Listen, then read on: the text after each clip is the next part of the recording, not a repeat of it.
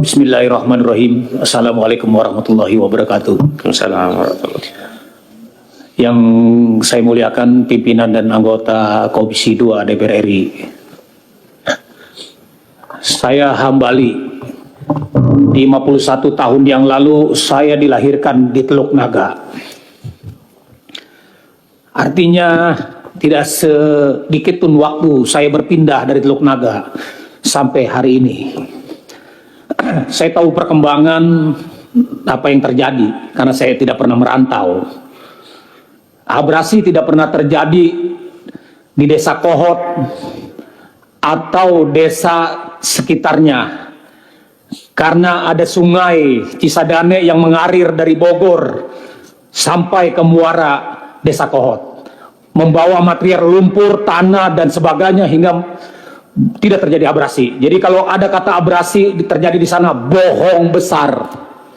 Itu yang pertama. Yang kedua, pencabutan pagar laut belum selesai. Silakan Komisi 2 datang ke sana, saya antar. Tangkap saya, penjarakan saya kalau saya bohong. Di desa Kohot baru bikin sertifikat, belum diuruk, sudah ramai. Hari ini saya katakan yang sebenarnya. Atas nama Allah, desa Tanjung Burung dan desa Tanjung Pasir yang bersebelahan dengan desa Kohot sudah diuruk. Ini tidak pernah terpublikasi. Sungai, tanah kehutanan disertifikatkan. Dan pada hari ini juga saya ingin katakan, tidak cukup Bareskrim menentukan tersangka hanya 4 orang. Karena 2 orang selain kepala desa dan sekretaris desa itu orang yang bekerja pada seseorang, bukan dia bekerja untuk dirinya sendiri. Artinya ada yang perintah. Kenapa harus diamputasi sampai dia? Dia ada yang suruh. Gitu Pak Ketua. Yang terakhir, saya bingung sampai hari ini.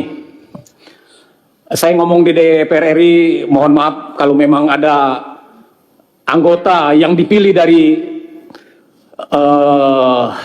daerah pemilihan Tangerang Raya. Kok sampai saat ini semuanya nggak ada yang berbicara ngebela kami di sana. Dari semua partai. Kan ada Pak, semua yang terpilih Pak. Ya tidak ada yang bela kami di sini, di sana Pak. Waduh, luar biasa. Kriminalisasi terjadi, perampasan luar biasa. Bukan cuma Pak Charlie dan Bu Tim saja Pak, banyak. Saya merilis lebih dari 28, itu belum semua. Itu baru Teluk Naga dan Kosambi saja Pak. Terima kasih. Billahi taufiq wal hidayah. Wassalamualaikum warahmatullahi wabarakatuh. Waalaikumsalam warahmatullahi wabarakatuh. Hari ini saya masuk di gedung DPRD ini, tidak bisa masuk karena tidak memakai sepatu. DPR RI mah. Tapi aguan mengurup sungai masih bebas sekarang, Bapak Pimpinan. Tidak Polri, tidak TNI, tidak Dewan, tidak Menteri. Kenapa di negeri ini tidak ada yang berani sama orang yang namanya aguan? Saya bahkan tidak masuk di gedung milik rakyat hanya karena tidak pakai sepatu. Tapi aguan mengurup di sungai, tanah bengkok. Dan terakhir saya menemukan satu lagi Bapak Pimpinan, di BPN ada salah seorang anggota BPN Kabupaten Serang ngomong langsung saat rapat resmi, kata salah seorang anggota BPN, lo bagus Mahesa tanahnya dijual 23.000 daripada digusur. Yang ngomong pegawai resmi anggota BPN. Ibu tolong dengerin Bu, Ibu dari BPN Bu, ini rakyat bicara Bu. Diem baik itu si ibu itu dari BPN. Pak Khusus. Ya diteruskan aja, diteruskan. Kita semua mendengar kok. Betapa sakit anggota dewannya katanya takut ditembak. Betapa sakitnya kami rakyat Banten. Salah seorang anggota BPN ngomong, oh lebih baik dijual 3.000 daripada digusur. Saya hanya bisa melaporkan itu saja. Sampai suatu ketika sampai saya ngomong pernah kayak orang ngecaprak pimpinan. Jadi kalau pemerintah negara tidak mampu menangani satu aguan, PIK 2, maka tolong jadikan Banten zona bebas hukum 48 jam, biar kami rakyat yang bertindak pimpinan. Sekian, terima kasih. Cukup dari tim advokasi. Saya ingin bacakan kesimpulan Oh, rekomendasi. kesimpulan, oke. Baik.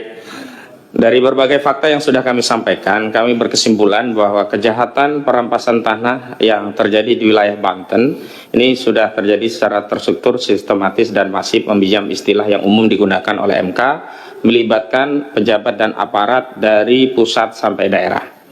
Kedua, karena itu kami merekomendasikan kepada DPR RI untuk membentuk panitia khusus untuk dalam rangka melakukan audit baik dari sisi kinerja, keuangan, juga hukum, dan kemudian melakukan proses terhadap setiap pelanggarannya.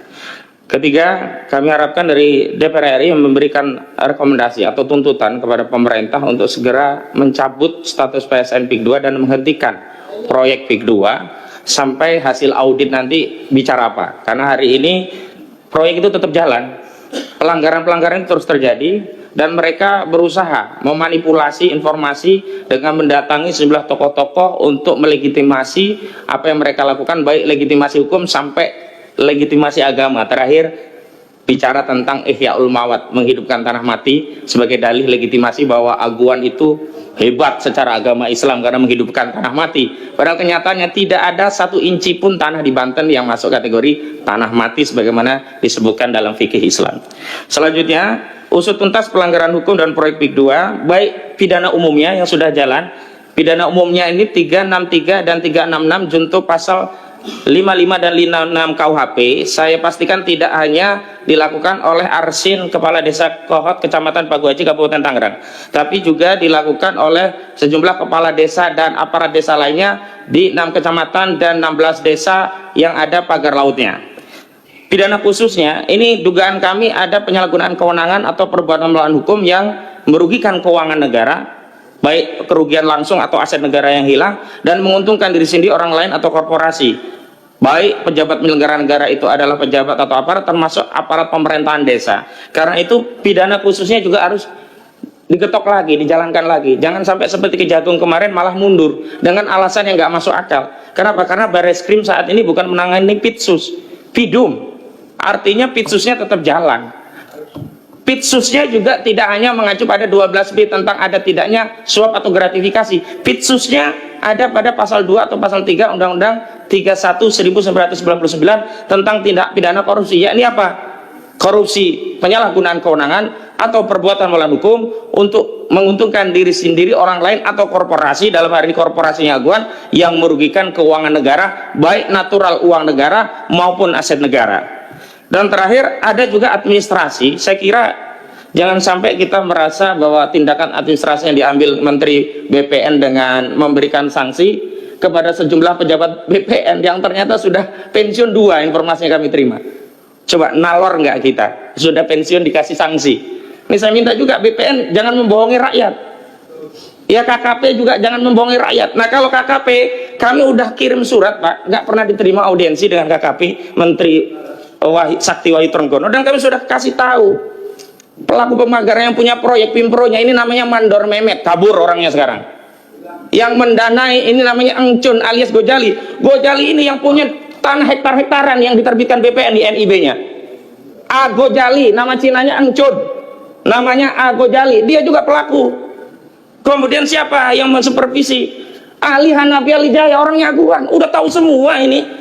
Cuman kita semuanya pura-pura nggak tahu atau pura-pura bodoh. Makanya di forum yang formal ini, kalau sampai ada yang pura-pura tidak tahu atau pura-pura bodoh, berarti mereka secara nyata turut serta terlibat dalam merusak kedaulatan negara dan rakyat Indonesia. Demikian dari kami. Assalamualaikum warahmatullahi wabarakatuh.